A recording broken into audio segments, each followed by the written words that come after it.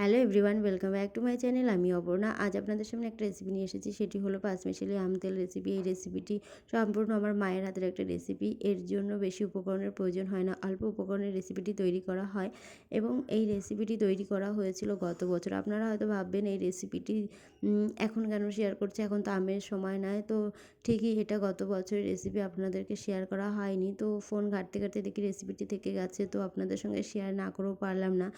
গত বছর আমাদের গাছে এত পরিমাণে আম হয়েছিল যে এক একটা থোকায় প্রায় 15-20টা করেও আম ঝুলছে। তো সেখান থেকেই পেড়ে এই রেসিপিটি তৈরি করা হয়েছে। তো দেখুন, আমগুলো প্রচুরভাবে আম হয়েছে। তো এখান থেকে কিছু কাঁচা আম পেড়ে নেওয়া হয়েছে এবং আমগুলোকে ধুয়ে পরিষ্কার করে নিতে হবে।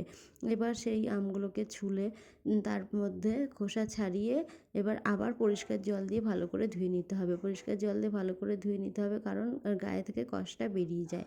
এবার আমগুলোকে একটা ঘষনির মাধ্যমে ভালো করে ঘষে নিতে হবে।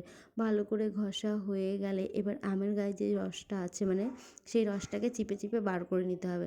রসটাকে চিপে চিপে বার করে নিতে হবে এবং এর মধ্যে দিয়ে দিতে হবে কিছু উপকরণ। সেগুলি হলো তোমার কিছু গাজর আর উচ্ছে। এখানে আমি 3টে গাজর নিয়ে নিয়েছি আর 2টো উচ্ছে।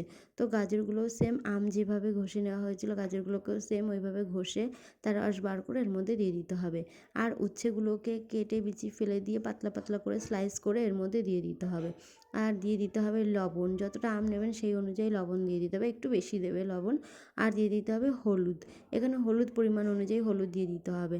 আর এর মধ্যে দিয়ে দেবো কিছু পাকা পাকা কাঁচা লঙ্কা, আর দিয়ে দেবো 2টো পাতিলেবু। এখানে পাতিলেবুগুলোকে কেটে ছোটো ছোটো পিস করে রেখে দেওয়া হয়েছে।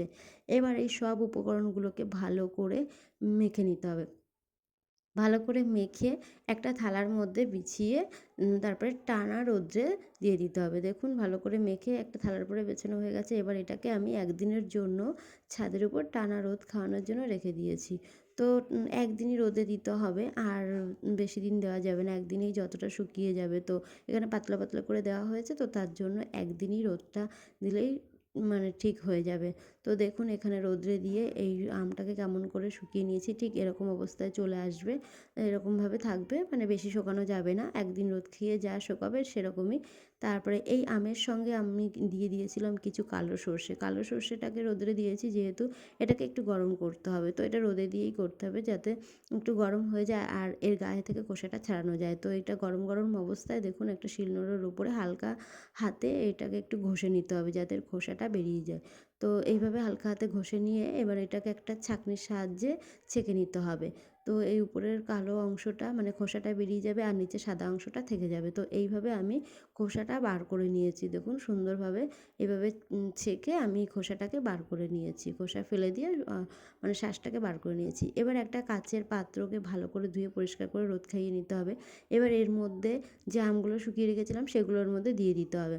এবার এর মধ্যে দিয়ে দেওয়া হয়ে গেছে, আর দিয়ে দিতে হবে একটা ভালো মানের সর্ষের তেল। তো আমি এখানে একটা ভালো গনের সর্ষের তেল নিয়েছি।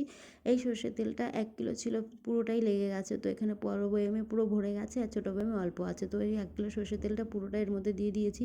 দিয়ে ভালো করে আমগুলোকে মিশিয়ে নিয়েছি।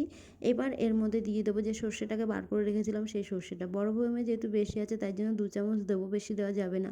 আর ছোটো বয়ামে অল্প আছে তো তার জন্য 1 চামচ দেবো। এই সর্ষেটাকে এর মধ্যে দিয়ে ভালো করে মিশিয়ে নিতে হবে। সর্ষেটাকে ভালো করে মিশিয়ে এবার এটাকে প্রায় 10 থেকে 15 দিনের জন্য রৌদ্রে দিয়ে রাখতে হবে। তো রৌদ্রেও দিতে হবে, পুরো মুখটা খুলে 10 থেকে 15 দিন টানা রৌদ্রে খাওয়াতে হবে। আর তারপরে আপনি ভালোভাবে রৌদ্রে দিলেই হবে, মাঝে মাঝে 1-8 বার।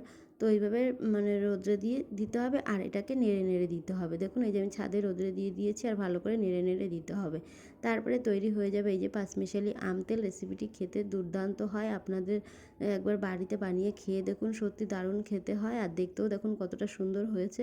আপনাদের যদি রেসিপিটি ভালো লেগে থাকে তাহলে লাইক, কমেন্ট, শেয়ার এবং সাবস্ক্রাইব করতে ভুলবেন না।